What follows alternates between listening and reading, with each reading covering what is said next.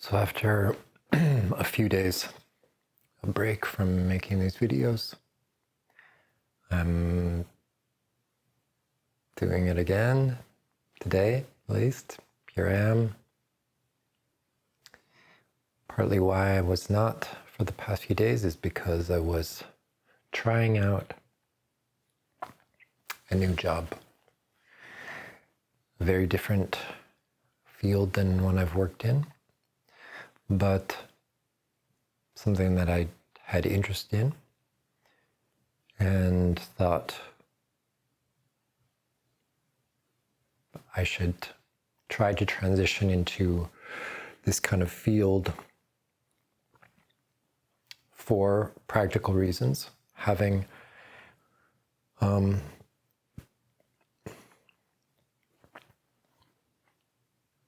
building my skill set, a skill set that I wish I had developed earlier, and that's kind of more in the trades area. So using power tools, fixing and repairing things. So this job that I was working at was in a shop, and essentially I was starting a sort of apprenticeship, and I only lasted 2 days. And that's because I realized in doing it that essentially I'm too sensitive, too conscientious to be able to do it. And I don't think I'm in general too sensitive and too conscientious, but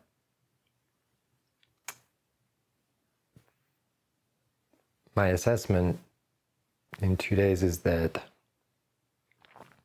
it requires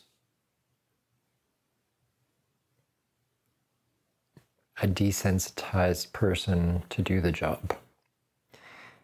And unfortunately, I've found this in numerous environments. So this environment, very physical, which is fine. I like being physical, but it was actually quite unsafe. One, I was doing up and down ladders and up high in this shop, and there's no safety equipment provided. There's no hard hats, there's no harnesses. And the vibe that I got from the boss was, you just got to do what you got to do.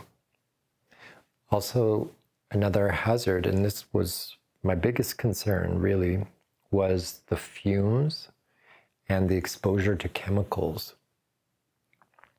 And I'm very sensitive to smells. Like, if I'm near a woman that's got a bunch of perfume on, I really can't stand it. And even in my building where there's other apartments, when I'm in the hallway, I can smell people's room deodorizer or different things. I find it bothersome. Either I can get like a reaction where I have a headache from smells. And I know that I'm more sensitive than most people in a lot of regards, but I've actually dealt with allergies for most of my life that were quite acute when I was young, where I was literally sick on a regular basis, like a cold, hay fever, runny nose, headache, watery eyes, all these things on a regular basis. And it wasn't just seasonal, it was worse in the pollen season, but it often plagued me throughout. And I had these dark, what they called allergic shiners under my eyes. It looked like I had 2 black eyes. And then eventually, we narrowed it down. My mom took me to an allergy specialist, and they did some testing, and I eliminated a bunch of foods that were suggested that I was allergic to.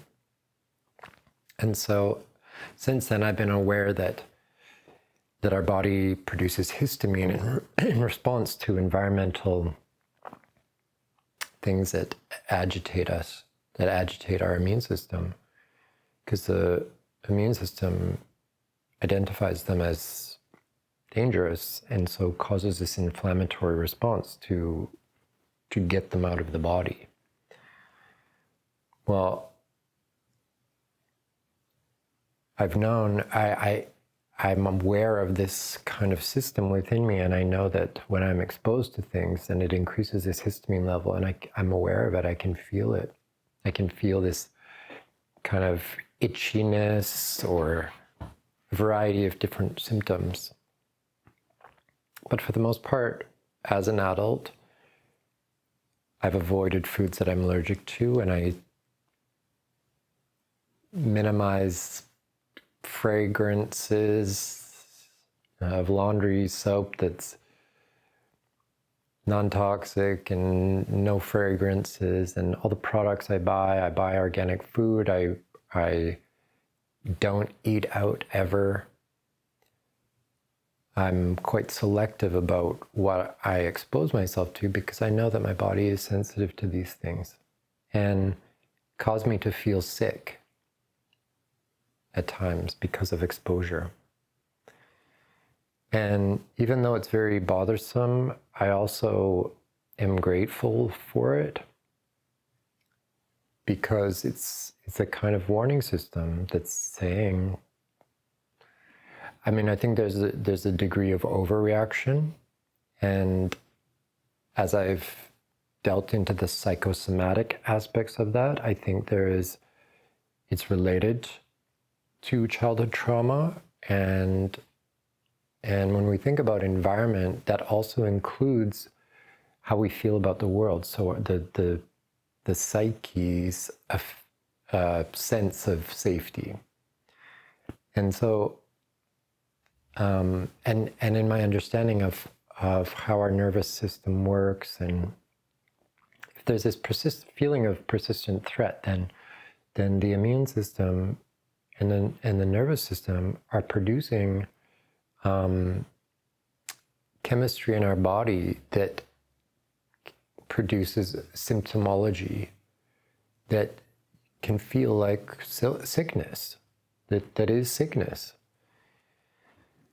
So it's quite complex, but it means that I have this awareness and this kind of vigilance about taking care of myself. And so then I go into this environment that is this tough and demand environment. And I realize there's no way that I can work in this environment 40 hours a week for years. There's no way. And the boss,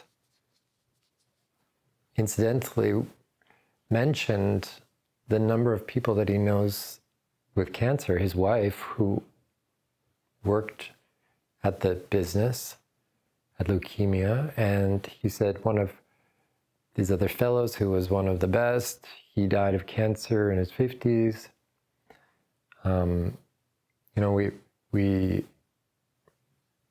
We see these rates of cancer being so high. And another thing that, so that's this kind of point that where I'm feeling like, why are people exposing themselves to these things and okay with it? And then I'm kind of cluing in to this general disassociation, this general kind of approach that a lot of people have to so many things, which is this numbness and dissociation, where they just kind of have blinders on, and they're just I don't really understand it, other than I guess that they don't know what to do with it. And I can understand to some degree, because I've had to block out things. I mean, this is always a challenge for me in letting go of some things and trying to compartmentalize some things.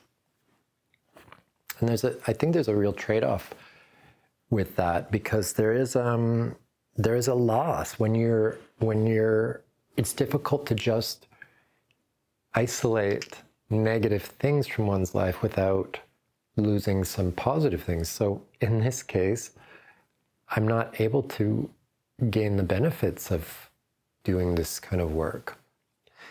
There's a lot of points here. So one of the things that bothers me is that, men have been kind of expected to just be tough and just do these jobs. And there's a radio playing at this work, and multiple times I heard this advertisement for this program that was talking about the statistics of men who are dealing with substance abuse and how prevalent it is in the trades, especially. And in the town that I live in, I see so many young and middle-aged men that are homeless on the street, addicts.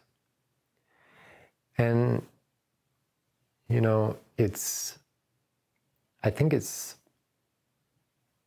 really sad that how badly we neglect men, and how men are seen kind of as disposable and expected to work in these poor conditions where they're being exposed to things that are probably causing them feelings of malaise, whether it be joint pain or allergies or headaches or different things. And then they're, they don't want to be complainers. They're toughened because they know they have to be. I knew that if I had said, because there was one point where there was somebody doing welding in this shop, and I'm up high and I'm breathing in all these fumes, and I was concerned that because I was getting dizzy, and I was concerned that I was going to fall off of one of these ladders from the dizziness from the fumes. Meanwhile, there was no mention of safety stuff, of using any kind of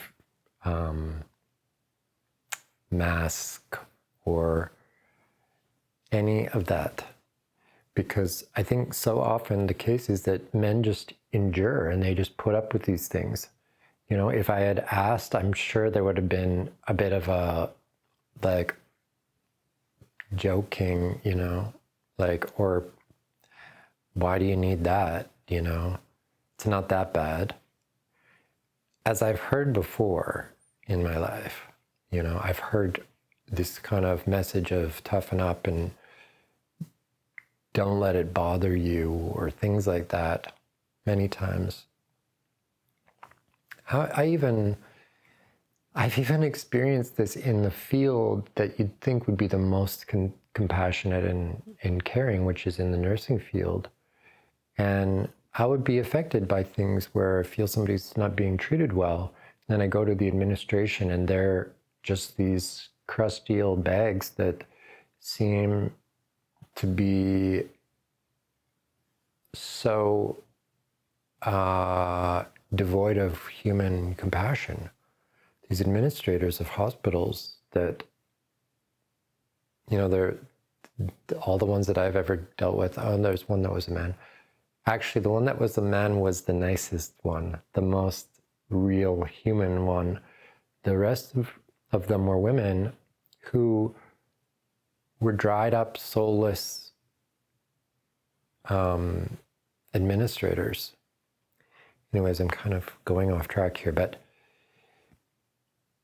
also the work environment. So this, where the shop I was working,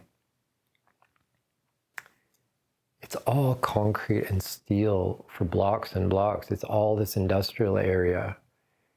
And I saw the amount of garbage that is produced in this shop and things just thrown in the garbage without any kind of recycling.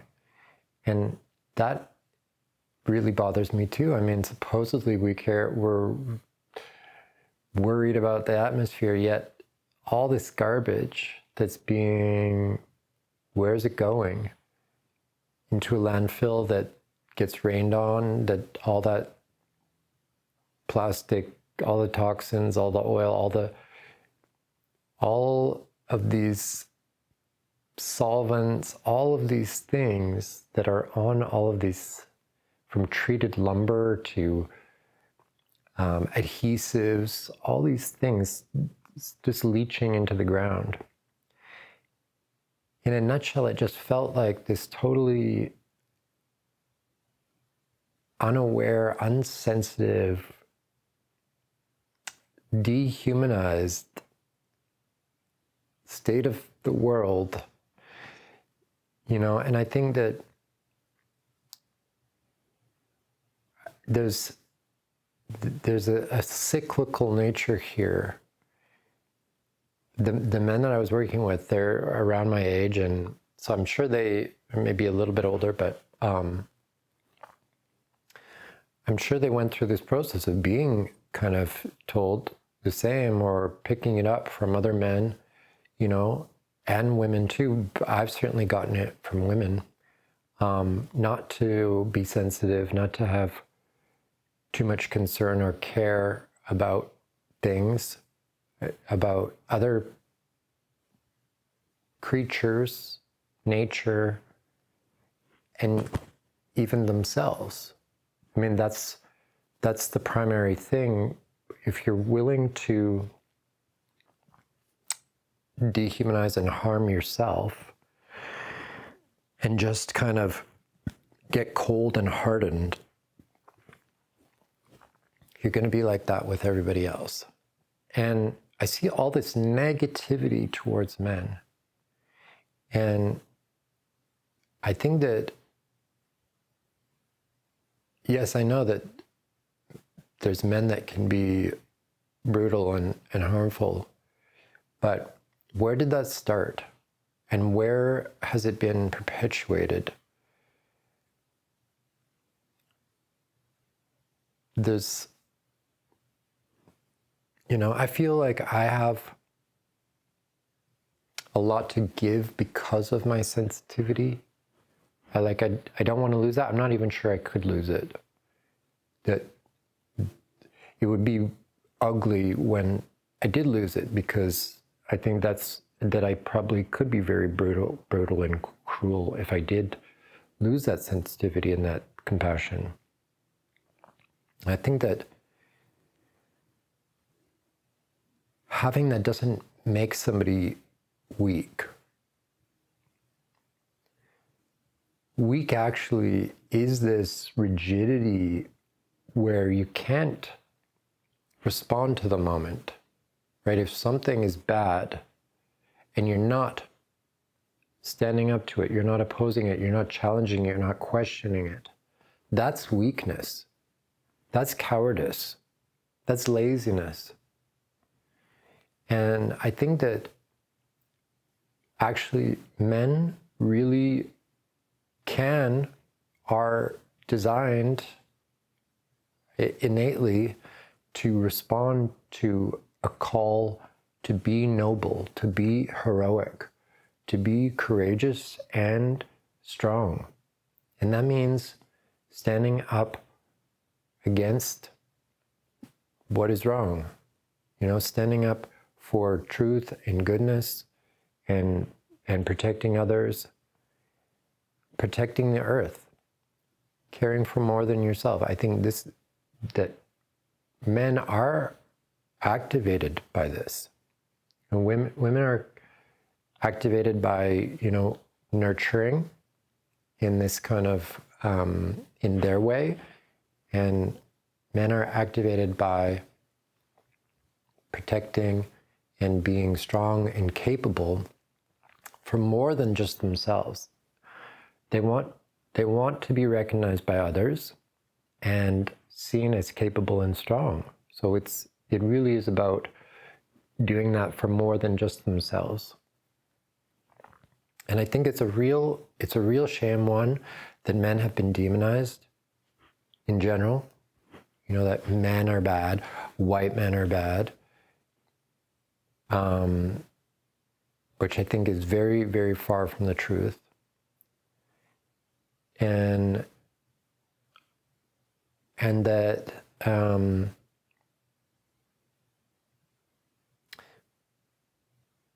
but also men are expected to sacrifice themselves and have no feelings and no sensitivity. So actually men have been told to actually undermine their instinct of care and concern and feeling, right? Because it's the feeling, it's the passion that is what will get men off of the couch to go fix a tire on a woman's car, or to go out into the rain and you know, do something, go to war, go to a hard job every day for decades to provide for his wife and kids. But men need to feel that appreciation. And so if there's no appreciation for that, then it's not gonna last. It's not going to sustain men, I don't think, through that difficulty and hardship that many men face on a regular basis. And I think when they don't, that's when they turn to things that are essentially addictions, like harmful addictions, like alcohol, like I saw in my own family. My dad was a laborer, or worked in trades, essentially, worked in forestry, and you know, it was that typical masculine culture where you know, I mean, this is even a older generation, so definitely no room for feelings or weakness. And that's what I saw from my dad. And I believe that he used alcohol to compensate for that unmet need of being able to be human and have emotions and be soft, and because it would all come out when he was drinking. Anyways, I did not follow in those footsteps, not working in trades and not using alcohol, because again, my body did not like it. I tried, but I just always felt sick from it, so it was never that appealing. I think that there's so many things tied together here. Our disrespectful nature, which is not about, it's about so many little things. It's about how we live and what we do with our time and what we value. But that is like the bigger picture of this how we treat ourselves, how we treat other people. The fundamental thing there is, do we feel like we can be sensitive? Do we feel like we can be caring? and express our hurt and express our vulnerability. And while I was doing this work, I noticed there's this little bug, a little stink bug, a little beetle-y thing trapped in this thing. And I eventually freed it because it was trapped in this thing for a long time, I think. And then I went and took it outside, and I had to walk for quite a distance to find a little bush to put it in, because, as I say, this little concrete jungle, pavement and big trucks and no nature. I'm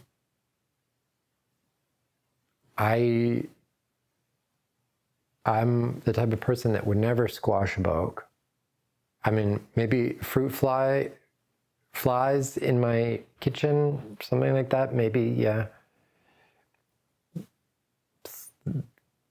But otherwise, no, certainly not. If it's not in my food or anything like that, if it's just in a shop or something, I'm going to take it outside and I'm going to put it in a bush, as it did. And that nobody else saw. I'm sure the other guys that I worked with would think that was ridiculous. You know, but that's me. That's who I am. Same was when, for a while, I worked at a hotel, and there was so much waste and there was so much garbage being produced, and there was a number of things. And when I talked to the general manager, who was a woman, she had very little empathy. And she was the type of woman who's trying to be a man, who's trying to be not even a man, but this like just tough, calloused person, ruthless and cold. And I just don't see any need for that. I don't think it benefits anyone.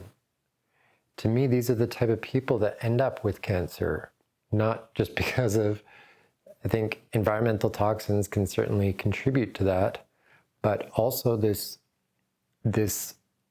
kind of emotional toxicity, or this self-censoring, I think is what it is this dulling and this numbing that people seem to choose. I believe it is a choice. Maybe it's easier for some than others. I think that's a possibility. For me, it seems very, very difficult to not be sensitive and not care. I think I've been sensitized by trauma. So I don't know why the callousness. To me, it's just a lack of emotional intelligence. So these people actually shouldn't have any kind of position of authority, in my opinion. I think this is something that really needs to be emphasized going forward. So this whole progressive ideology and woke culture does not encourage this kind of true emotional intelligence. You can't mandate it.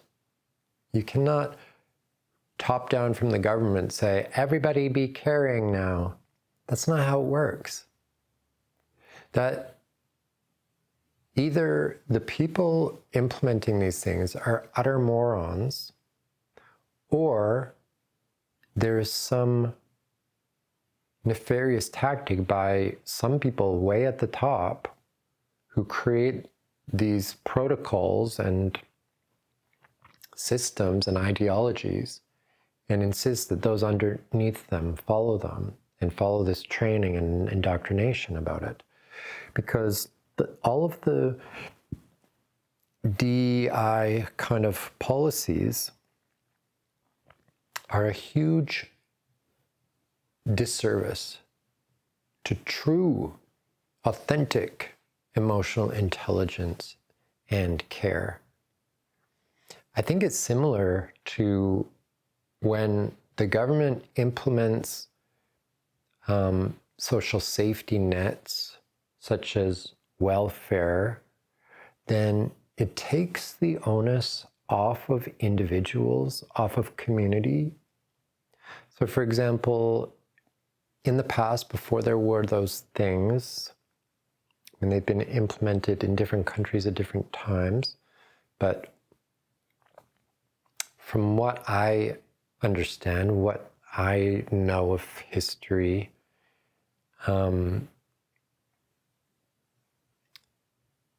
churches and volunteer organizations, community organizations, things like that, they were the ones that were the focal points of kind of charitable action. So it was on a voluntary basis. And to me, that's really what it should be.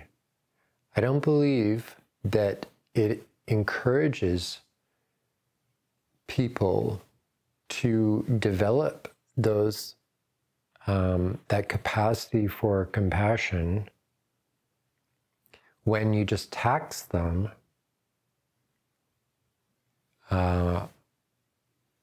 without their consent and then redistribute that wealth.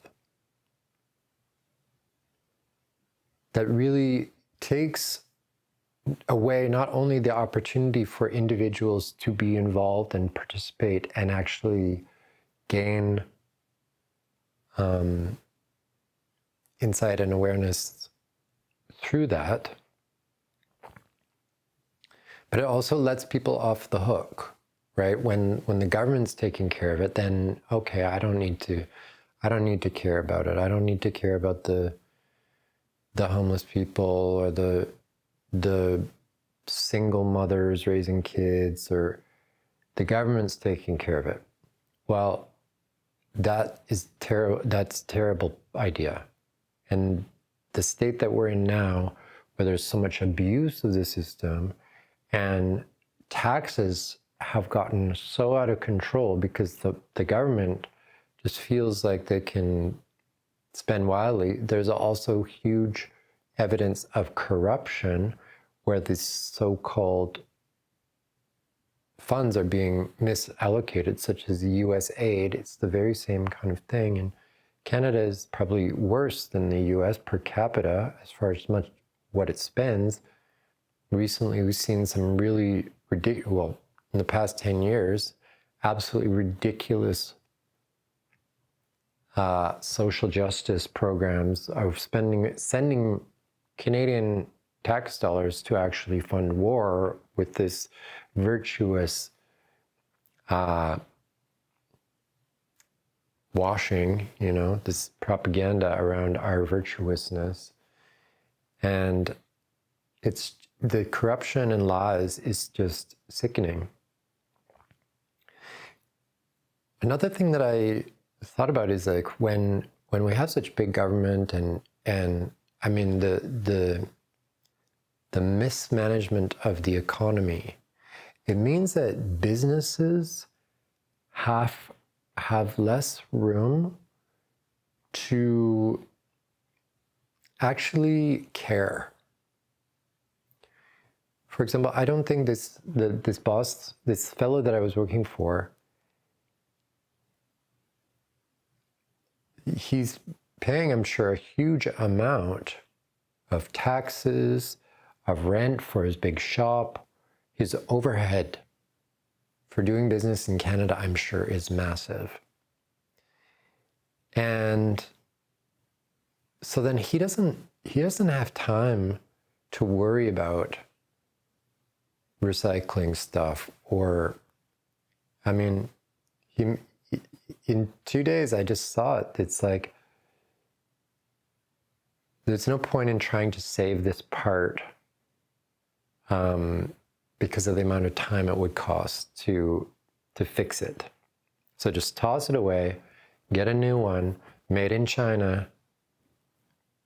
The whole, these things affect everything. Everything is so interconnected. For most business owners, it just comes down to money.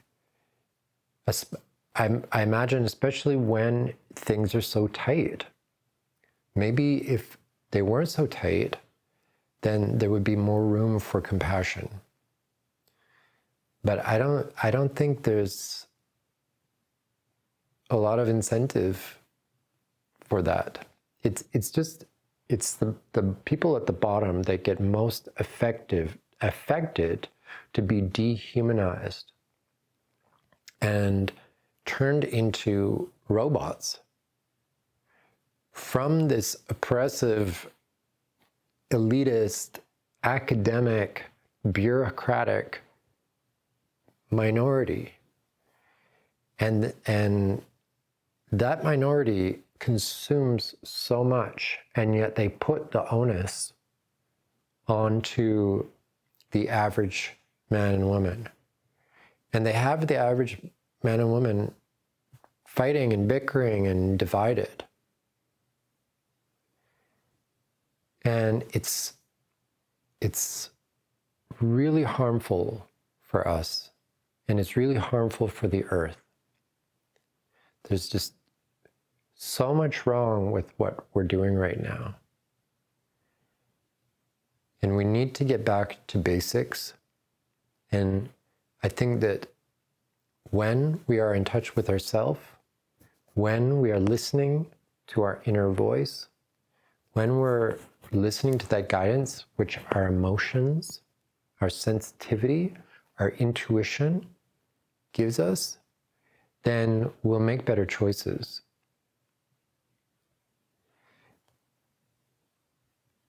Perhaps a business owner would decide to use something, or to take a little more time, something that has less negative environmental impact. Take the time to find a school or a community group or something like that that might repurpose some of the things that normally go in the garbage. I'm telling you, in 2 days, I saw a lot of things go in the garbage that absolutely could have been used. Brand new items that, like perfectly good items that did not need to go in the garbage. But the fellow that I was hesitant to question. I had only been there 2 days.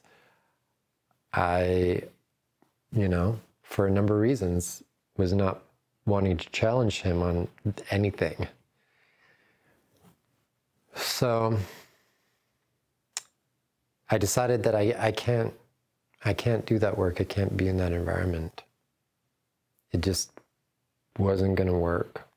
Sadly, because I think that I would have been good at it from a technical perspective, because I'm interested in mechanics, in technical things, wiring and plumbing and circuitry, all of those things. I think that I have an aptitude for it and could be good at it, could be a good worker. I am a good worker. Every place that I've worked, I've been very diligent. Show up early, don't call in sick, do a good job even when nobody's looking. Again, this is something that I don't observe as being normal. In working in the hotel, I was a supervisor at one point, and I'm seeing 95% of the people are cutting corners.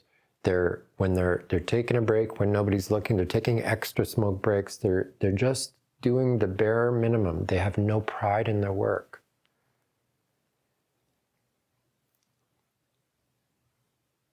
To me, that's I don't understand it, because I just don't operate that way. I want to do something properly. I want to do it well. I'm not slow. I'm a fast worker, but I do take a little longer because I want to do a good job.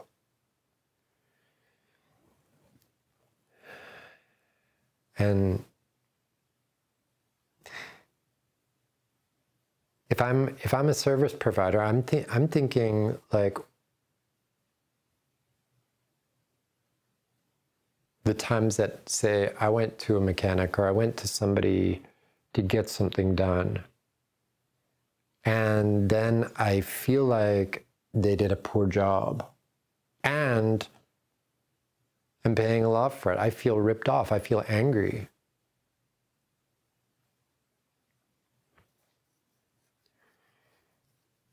I mean, I think it's bad for business, but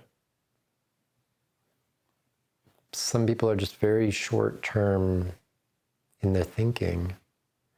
I feel like maybe I don't know if these values previously existed. I feel like they did. I think that they did, that people taking pride in their work, but I think that I don't want to specifically say capitalism, but something to do with our economic system. I think it's elitists being vampires and sucking out the wealth. And so everything has been pinched and cheapened. And this is really dreadful, because I think that we could live in a very incredible world where we have quality goods that we can bring to somebody and they get repaired. And so there's not all this trash that is all these things that are being thrown away after a short period of time. So I asked this fellow, because we're working on this motorhome, and we're taking apart this thing, and we're seeing the wood that's making up the frame of it, and it is the cheapest, crappiest wood. And we're having to fix this thing because the screws aren't even put in properly, it wasn't assembled well, and the components are the cheapest, crappiest stuff. And I asked him, how much do you think this vehicle was? It was 20, I think it was a 2018 vehicle. And he said, probably $110,000. So this is a recreation vehicle. This is something that people probably park in their yard. You know, they buy it once they're retired, probably a lot of people. And they park it in their yard, and maybe a couple months of the year they're using it. And $110,000. And it's made out of the shittiest stuff. It's like made in China practically.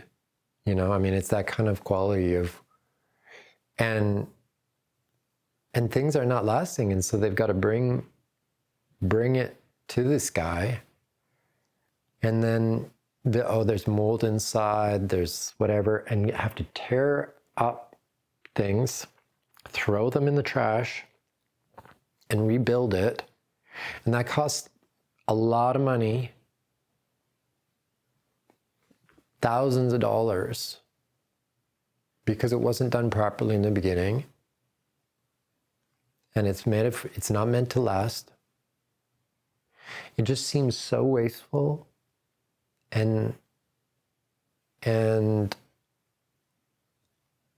of an example of everything.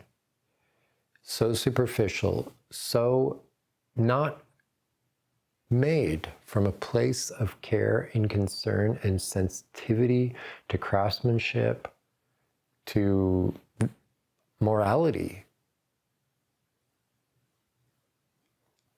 And this is a characteristic that I just see endemic in the world. It seems to be the absolute norm. And me and my values and my assessment of the world seem like totally weird, right? Like, I realize my way of looking at most people don't.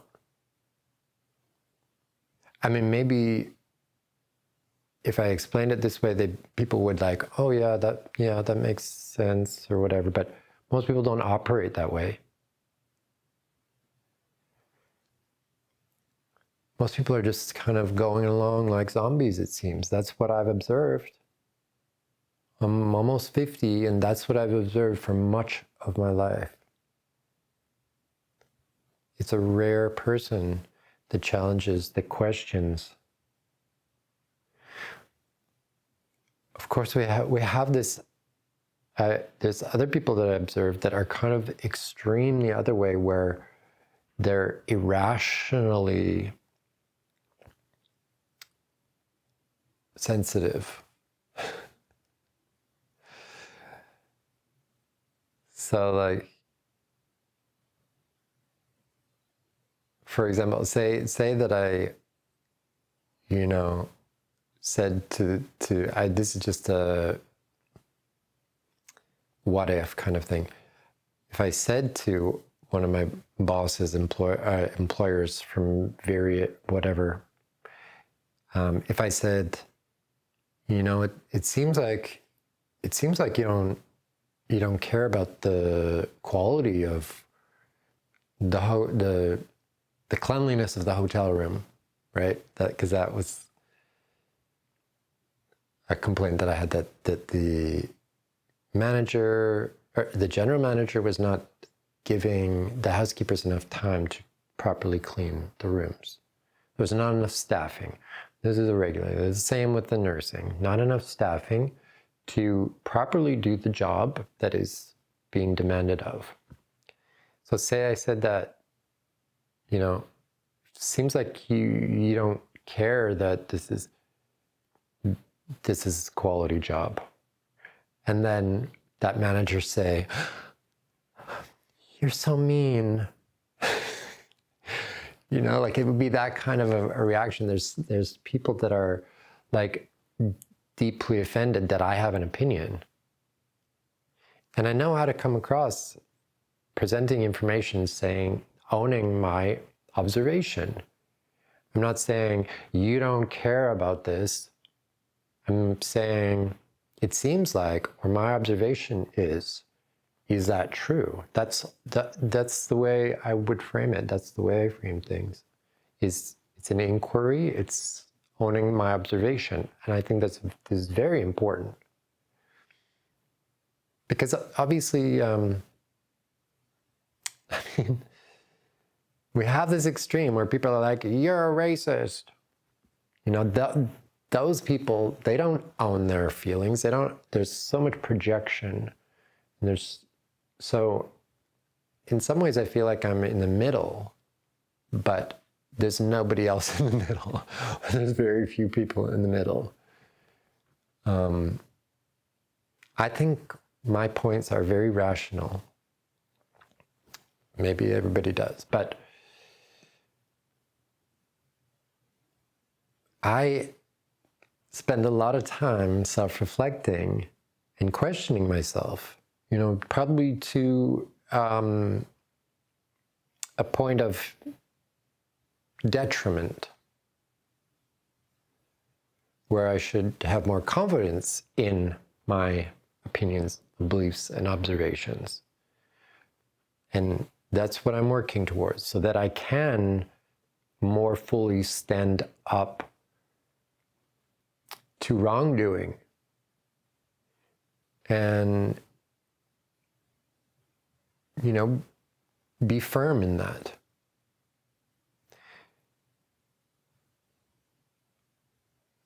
Because I have been conflict avoidant, and for good reason, because I have been abused and traumatized by various people in various degrees of that. But it's made me a bit averse to conflict. And as a kind of coping mechanism of that, I've kind of developed a okay, well, whatever, bye, and just water off a duck's back or whatever, just avoidant. It's avoidant more than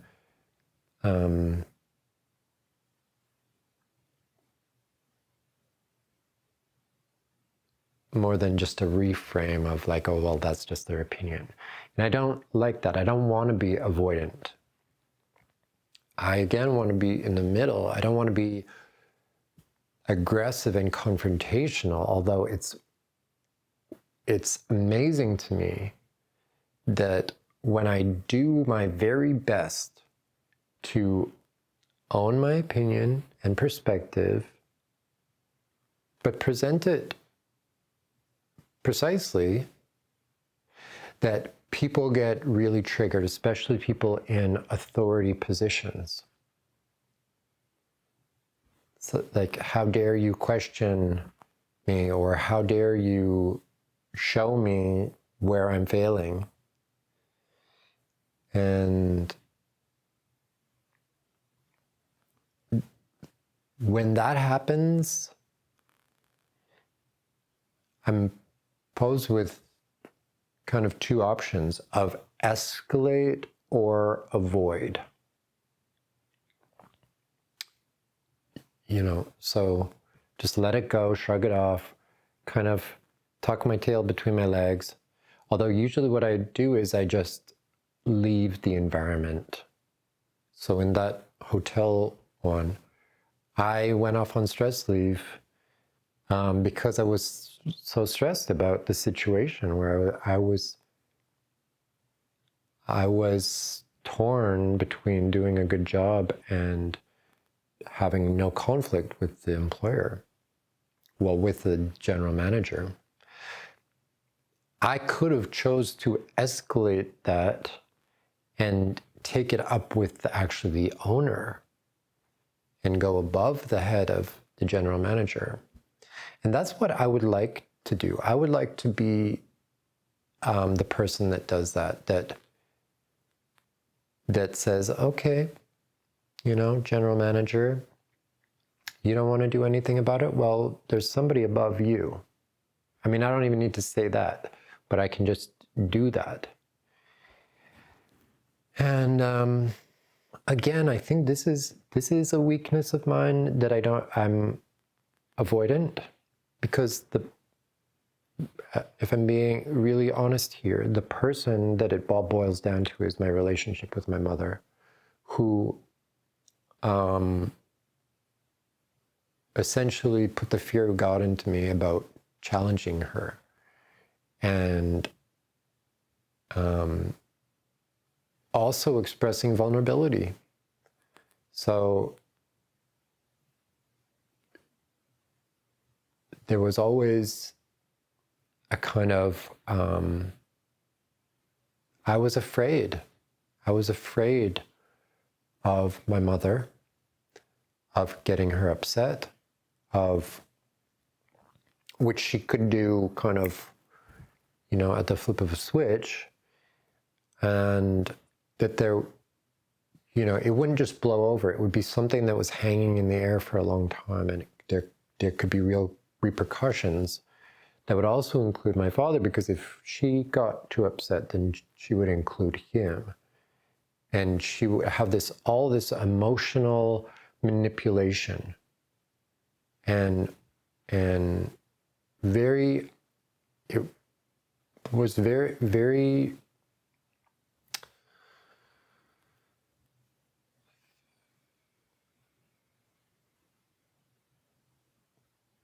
I just see how it's really affected me in not wanting to get people upset with me. And so internalizing all those emotions, not being able to express my displeasure with people or any issues that I thought might cause them to not like me or be upset with me or anything like that. And I think that it's just a terrible thing. That's really, it's a sabotaging of all my relationships, because I instead isolate. I am avoidant, I'm conflict averse, and that means that I guess avoidant attachment style. I'm not totally clear on those terms or how it works, but it's just incredibly debilitating in many aspects of my life. And to be honest, I feel totally trapped and have no future, because I don't know what work environment I can be in where I won't have conflict.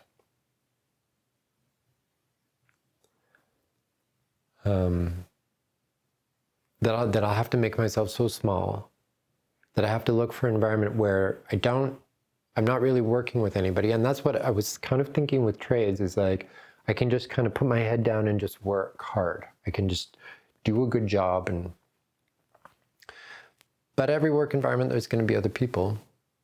And not that I had any conflict, but that was only because I didn't bring anything up.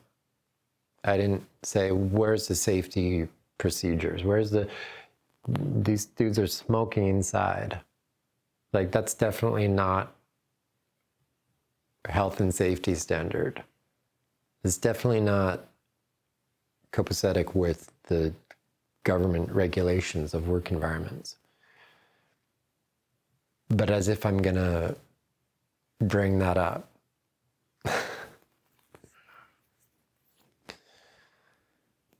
So yeah, that's thoughts that are present.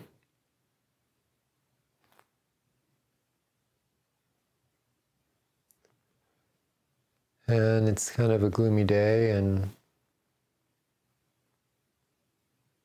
I don't know what to do with myself once again. It's just the only kind of outlet I got. I